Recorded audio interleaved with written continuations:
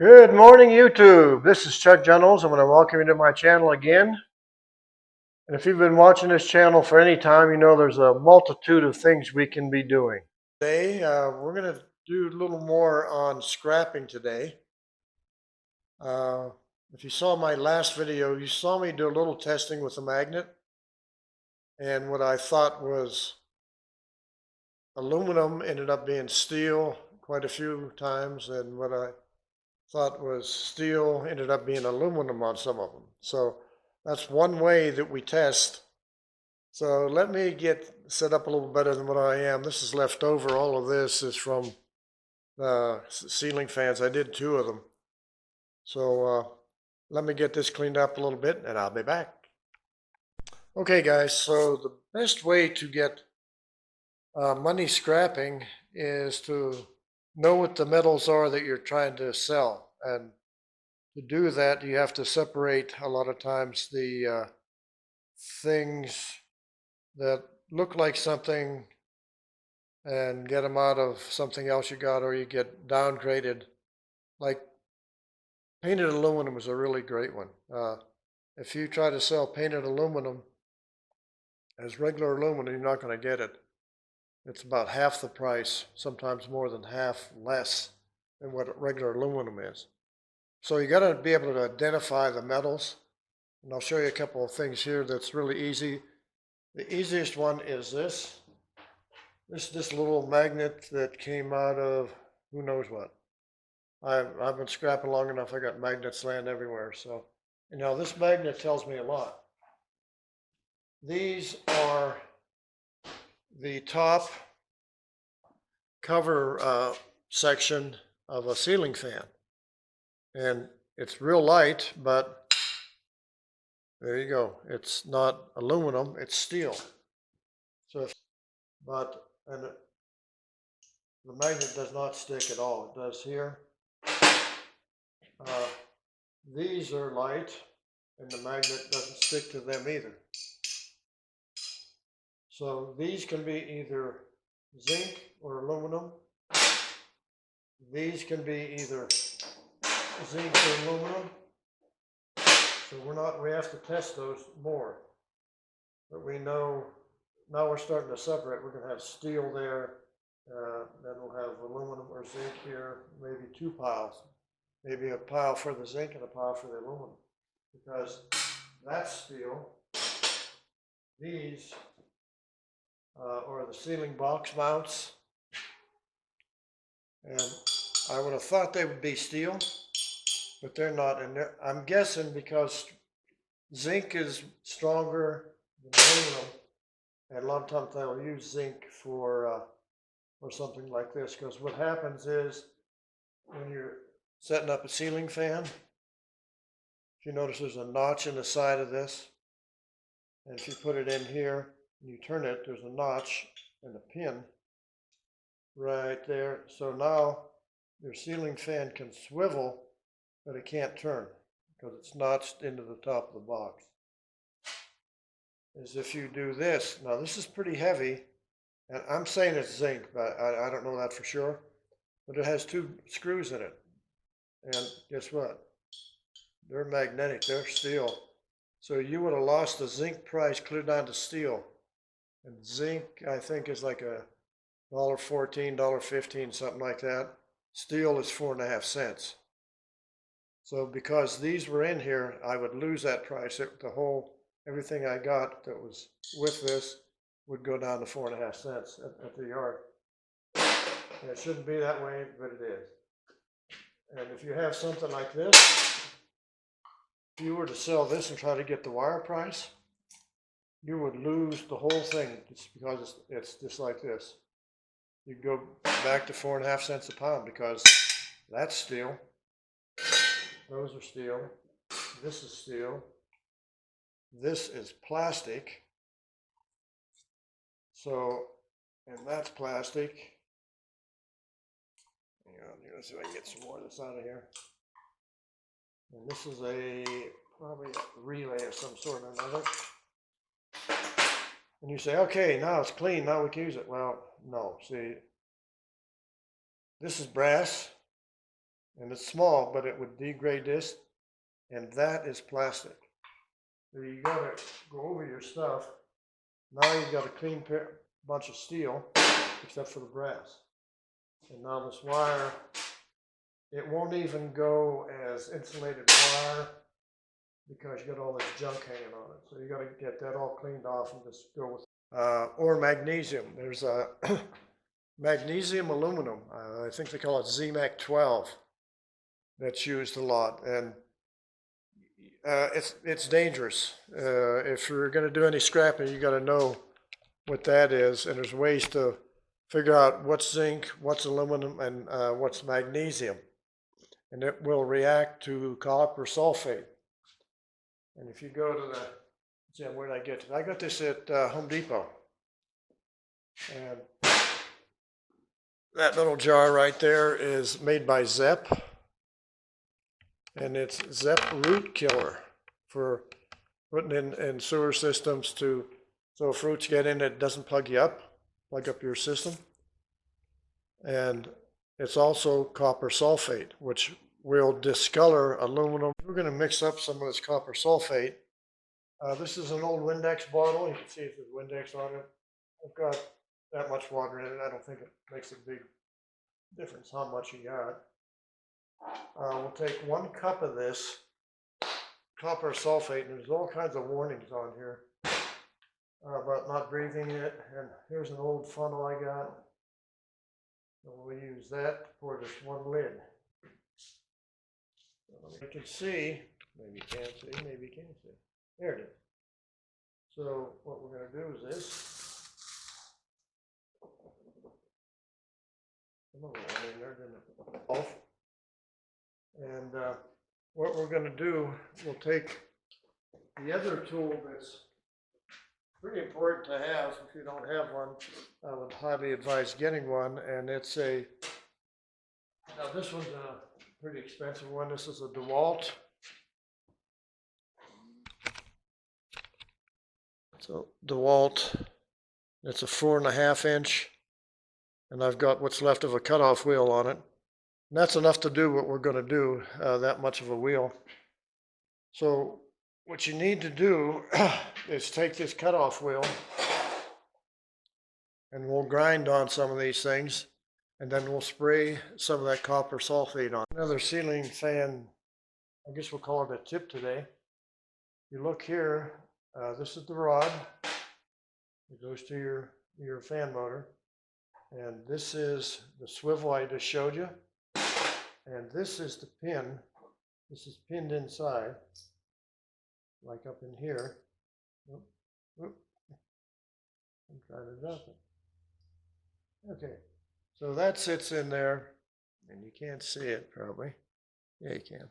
You can see the pin when it's up in the air, and it has a screw right here that comes in the side of this. These happen to be steel. There's a whole bunch of stuff here, so those are steel. But if that screws in here, that will go as steel. And if it's zinc, you're going to lose money. And if it's aluminum, you're going to lose money. So you got to pull. Here's one that's still together. See it right there. There's that screw. And once you separate this, if you're thinking you're good, because it doesn't take much to pull that out of there, except for the pin. So there that is, and it's done, but it still has a screw in it. And that will downgrade you at the scrapyard. My scrapyard is really bad about it. They really go after you on this kind of stuff.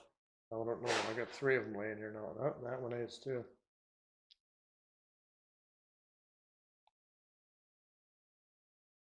Okay, so clean up your metals. If you don't know what the metal is, you can't make a decision on whether that's going to be a problem for you or not. If you're thinking, oh, that's just all zinc, it's not. Those are not all zinc. While you were gone, I went and cut that wire harness apart. and got this little pile of wire. I cut the ends off it, and anywhere where there was solder, and where it was hooked to a switch, I do like I do almost every time with everything. If you look over here, I can get you over there. You see right where that hammer is laying right there on that anvil? That's an anvil. I put the switch on there and hit it with a hammer, and I break it. And when I'm done breaking it, depending on how far I want to take it, I end up with 3 pieces of copper on the switch. And this is the the brass chain and a brass little ring and a piece of steel. So that was hidden that nobody saw. But if you break electrical parts apart like that, you get 9 times out of 10, you'll get copper, brass, or wire. All right, be back. I'm going to attempt to do a test to determine if this is zinc or if it's aluminum. No, the guys do it different. I've seen a lot of scrappers just do this.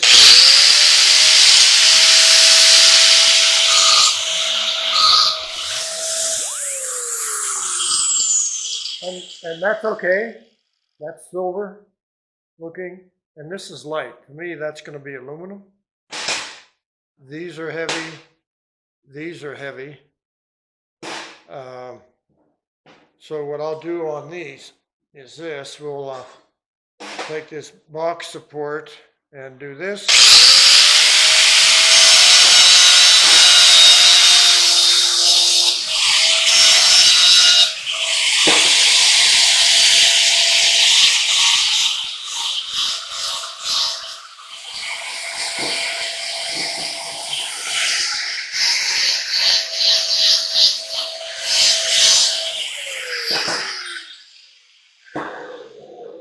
All right, I know I made a lot of noise.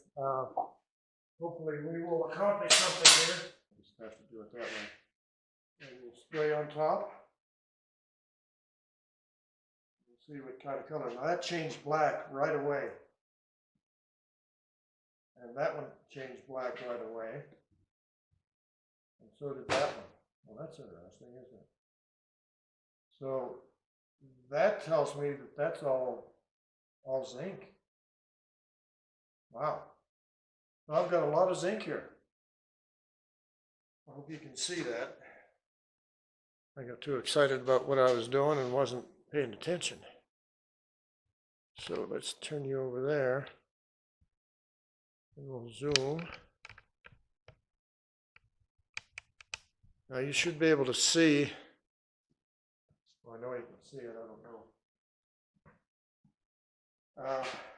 You can see here where I ground it, nowhere else, just only where I ground it, it turned black. And I'm almost 100% positive that means it's zinc.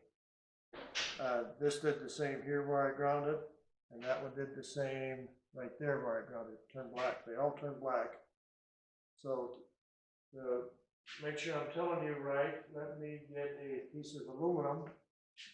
I've got some, actually I got some zinc 12 here too. I got a piece of aluminum out of my scrap bucket and put a little grind mark on it.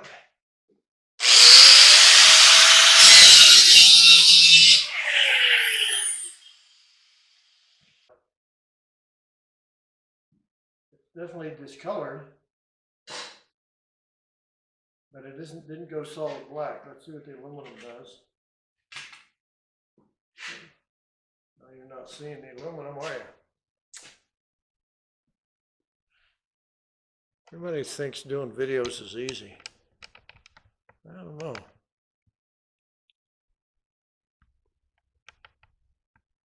Okay, we'll try it right there. And let's see what it does. Well, maybe the aluminum doesn't do anything. I don't know. Yeah, the aluminum does absolutely nothing. So that tells me what's aluminum and what's zinc. All of this, anything that's black or these are zinc. They're not aluminum like I thought they were. And let's see, that stuff falling everywhere and going everywhere. So we know that that's aluminum. Don't know what this thing is. Oh, I didn't grind that. I'm pretty sure that's aluminum also. So. Anyhow, there's some tests for anything that's shiny and non-magnetic. So none of this zinc is magnetic. The aluminum isn't. The ZMAC or the magnesium aluminum isn't. Now it did discolor. And that's probably, I think there's a, in magnesium aluminum, I know there's aluminum, magnesium, and I think zinc. So that would hold true for that discoloring. All right, guys, I want to continue on with identifying metals. It's another day, though. If you'll notice, I'm probably wearing different clothes than you've seen before, but there's a reason for that. Went over to the church to finish up a job I was doing there. And let me take you over here and show you what I did. So the two fans you saw me take apart before, these are two more that I took down. We put up 4 new ones. So now I've got these. That's not part of this dog and pony show, but what we're doing here is really important if you want to make money at the scrapyard. And I wish I had one more piece of aluminum here, and I don't seem to have any right now. So we got the zinc taken care of, and now what we're on is the types of aluminum, because there isn't just one type of aluminum. You've got sheet aluminum, which is this real thin stuff. Oh, this will go up to 12 gauge or even higher in sheet aluminum. This is sheet aluminum. Anything that's formed into a bar or any kind of thing like this heat sink, this is all extruded aluminum. This pays more than this. Then there's die cast. So that'll be your 3 kinds of aluminum. That's not an alloy. This magnesium aluminum here is an alloy. Magnesium, aluminum, and a little zinc. And I think maybe a little lead. But this is the least favorable at the scrapyard. This is 6061. You can see on here it says 6061. I think you can see that. Yes, you can. This has been scrapped out of something I did, and you'll notice there's not a thing on it. So you got to be able to identify this stuff. It's non-magnetic. You can put the magnet anywhere on this stuff, and it won't stick. That's one thing. The other thing is if it's formed into a shape, it's extruded. The other one is cast aluminum, and that's aluminum that's poured into a form that I don't have any sample to show you right here. But with that, how that's made is it's poured into a form, and you have signs of a sprue where they've taken it out and where their vent is or where their pour hole was. And typically cast aluminum is rough. It's not shiny and smooth like these, any of these. So that's how you're going to identify aluminum. And that's about all I can tell you about that. This one here, be very careful if you get this and you test it and you try to melt that. That is really dangerous because the magnesium will catch fire and keep burning, and you can't put it out unless you smother it with sand. So just note that, and that showed up in one of my videos. I thought that was regular aluminum, and it wasn't. So be careful, that's dangerous. All right, be back. Hey guys, onward and upwards. This is brass. It's pretty easy to identify due to its color. And this is chrome plated brass, and you'll find that things that chrome plated are usually over brass or copper. So just because you see this, you can see here I've ground it there, and it's copper or brass. Here and it's brass. I do it in more places than one. But some of these, especially a faucet, they can have copper in places, or they might even have stainless in places. This is just the brass bar that I poured. I don't know when I poured this, but the other thing is, brass is heavy. These are all heavy. This is from a brass bed, and it's solid brass, and I've cut it. So where you see I've cut it here, right here, it's solid all the way through. So that's solid brass. So the ways you identify it is non-magnetic. None of that's magnetic. It's heavy, unless you're working with, now these are all out of receptacles and out of plugs. That's one of the pins on a plug that you plug into your wall, electrical. That's really good brass. You can get lots of it anywhere. Pick up a used cord for a few cents and pull that out, and you got more brass. Because I think brass is now $1.45 a pound. Takes a lot of that to make a pound. It doesn't take any of this to make a pound. So, but most faucets won't be solid brass like this one. Like I said, this is from a brass bed, and I actually got a weight on 5.2 ounces for that one piece. And that's just a pour that I've done. So that's about it for identifying brass. Let me go to copper, and I'll be back. All right, guys, so this is copper, and you probably thought that copper is copper, but it isn't really when you go to the scrapyard. So, number one test, Mr. Magnet. And you'll find that you can use the magnet on just about everything. So, I know that's copper, not magnetic. So, the thing is, to get an idea where you're going here, a lot of times you'll have something like this, and this is a little, must be a creamer or something like that. And you can see here, it's worn through. I don't know why it turned black like that, but must be just corrosion. So what I did, I take the grinder and do that on it. And these are solid copper. You just know by the weight. Again, weight is a really good indicator. Now scrapyards rate this different. So this is insulated wire, and that's how the scrapyard will take it, just like it is. And the inside of this wire is, let me see if I can get it up here in the camera where you can see it maybe. Yeah, you can just barely see the copper here, just barely. So there's copper in there, and you get little pieces like that. Don't waste your time stripping it. Put it in a bucket of insulated wire and sell the whole thing as insulated wire. Don't mix it with this kind of copper, or this kind of copper, or this kind of copper. Do one strictly insulated wire. And the other one is what I've been pulling out of the fans. This is number 2 copper.